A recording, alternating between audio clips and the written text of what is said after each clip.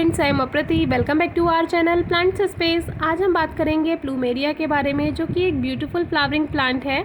तो ये प्लांट सर्दियों में ग्रोथ नहीं करता है, सारी पत्तियां झड़ जाती हैं और जैसे ही स्प्रिंग सीज़न आता है यानी कि फरवरी मार्च से इसमें न्यू ग्रोथ स्टार्ट होती है, नई पत्तियां आनी शुरू होती हैं।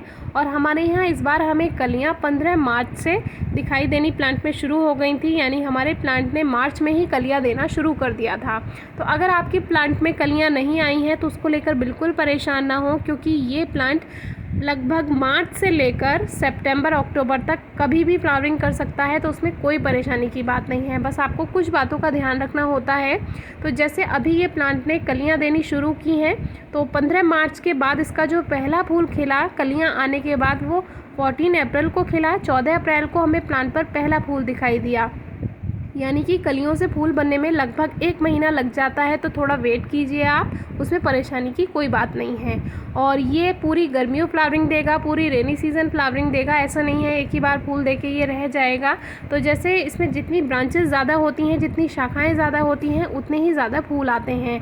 इसमें डिफरेंट वैरायटी होती हैं, आपको जो अच्छी लगे आप ग्रो कर सकते हैं। हमारे पास इसकी 2 वैरायटी हैं। तो कलर्स आप देख सकते हैं, एक में वाइटनेस ज़्यादा है, सफ़ेद रंग ज़्यादा है और क्रीम इसमें कलर कम है। दूसरे में क्रीम कलर ज़्यादा है, हल्का सा येलोनेस ज़्यादा है और वो थोड़ा मोटा भी होता है फ्लावर। तो इस तरह से ये 2 वैरायटी हमारे पास हैं और इनकी पत्तियों की पहचान आप आसानी से कर सकते हैं कि ये कौन सी वैरायटी है।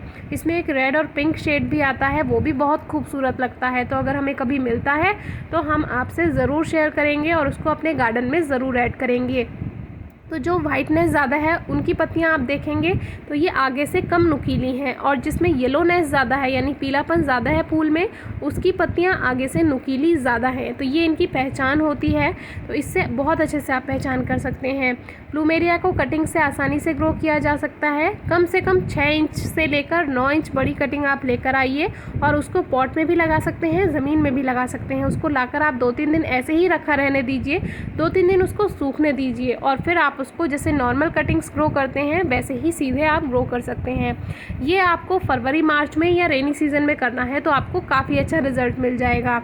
वैसे दूसरे मौसम में भी ये ग्रो हो जाएगी, आप लगा रहने दें, उसको डिस्टर्ब ना करें और हल्की नमी बनाकर रखें।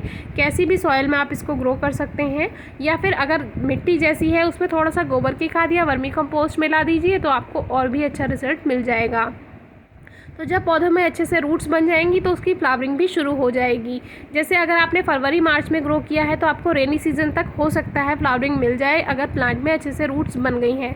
नहीं तो आपको 1 साल का इंतज़ार करना होगा, वेट करना होगा इसकी फ्लावरिंग पाने के लिए। इस प्लांट को कम से कम 3 से 4 घंटे की धूप ज़रूर चाहिए। ज़्यादा से ज़्यादा फुल डे सनलाइट में आप इसको रख सकते हैं। ज़्यादा दोपहर की तेज़ धूप से क्या होता है, कभी कभी पत्तियों पर ब्राउन स्पॉट्स आ जाते हैं, तो आप ग्रीन नेट इसके ऊपर लगा सकते हैं या दोपहर की धूप से इसको बचाना होता है। आप पानी के लिए ध्यान रखिए, अगर जैसे पानी देना इसमें भूल जाते हैं तो कोई फ़र्क नहीं पड़ता इस प्लांट को, ये 1-2 दिन बिना पानी के रह सकता है।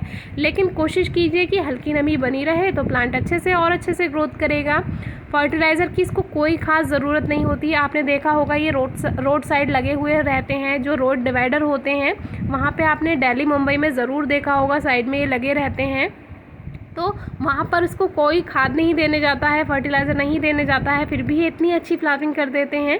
तो इस प्लांट को कोई खास फर्टिलाइज़र नहीं चाहिए। लेकिन जब आप पॉट में लगाते हैं तो आपको थोड़ा सा तो ध्यान देना ही होगा, क्योंकि मिट्टी में खाद ही नहीं रहेगा तो वो कहाँ से पोषण लेगा। तो इसीलिए पॉट में थोड़ा सा ध्यान रखिए। गुड़ाई करके गोबर की खाद आप 2 महीने में ऐड कर सकते हैं या 30 से 45 दिन में कभी भी आप डाल सकते हैं, या लिक्विड फॉर्म में अगर आप अपने दूसरे प्लांट्स में फर्टिलाइज़र दे रहे हैं तो इसमें भी दे सकते हैं। तो देखिए रात में कितना खूबसूरत लगता है ये प्लांट।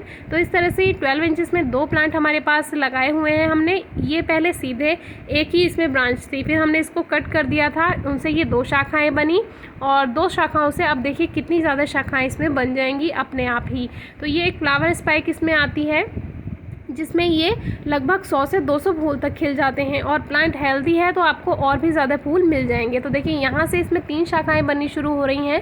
पहले एक प्लांट था, उसमें 1 ब्रांच थी, फिर हमने उसको कट कर दिया, उससे 2 ब्रांच बनी और फिर उनमें से अपने आप ही ये ऊपर जाकर और ब्रांचेस बनेंगी, न्यू शूट्स आएंगी। तो यहाँ पर और भी ब्रांचेस थी लेकिन बंदर इसको तोड़ देते हैं और ये बहुत आसानी से टूट जाता है, अलग हो जाता है। तो ये टूट गया था, इसीलिए इसमें 2 ही शाखाएँ रह गई। तो दूसरी इसकी जो ये ब्रांच है इसमें देखिए 2 ब्रांचेज और बन रही हैं और इस वाली शाखा पर इसमें 2 फ्लावर स्पाइक आई हुई हैं जिनसे और भी ज़्यादा फूल हमें मिल रहे हैं। तो 14 अप्रैल से लेकर आज 3 मई तक ये हमें लगातार फूल देता ही जा रहा है। जब इसके फूल ख़त्म हो जाएंगे, कुछ दिन रेस्ट करेगा, हम थोड़ा फर्टिलाइज़र और ऐड कर देंगे और फिर रेनी सीज़न में ये हमें दोबारा से फ्लावरिंग देगा। इस वैरायटी में जो ये वाली ब्रांच है अभी इस पे फ्लावर्स नहीं आए हैं, तो देखते हैं रेनी सीज़न में इस पे फ्लावर्स आ जाएंगे। यहाँ पर एक और ब्रांच थी, वो गलती से हमसे ही टूट गई थी जब इसमें हमने कटिंग की थी और इसमें शाखाएं आनी शुरू हुई थी। उस पर हाथ लग गया था ज़रा सा और वो अपने आप टूट गई थी। तो इस बात का आप ध्यान रखिए, ये नाजुक होती हैं जब ये नई होती हैं, इसमें न्यू शूट्स होती हैं। तो पानी, फर्टिलाइज़र और धूप हमने बता दी है। फिर भी अगर आपकी कोई क्वेरी है तो कमेंट बॉक्स में ज़रूर पूछिए। वीडियो कैसी लगी है ज़रूर बताइए, हम जल्दी से जल्दी आंसर करने की पूरी कोशिश करेंगे। तो ये प्लांट में रेड कलर भी आता है, पिंक कलर भी आता है। वैरायटी आप जो अच्छी लगे आप ग्रो कर सकते हैं। एक नाग चंपा के नाम से भी आता है, वो भी हम आगे आपसे ज़रूर शेयर करेंगे। Thank you.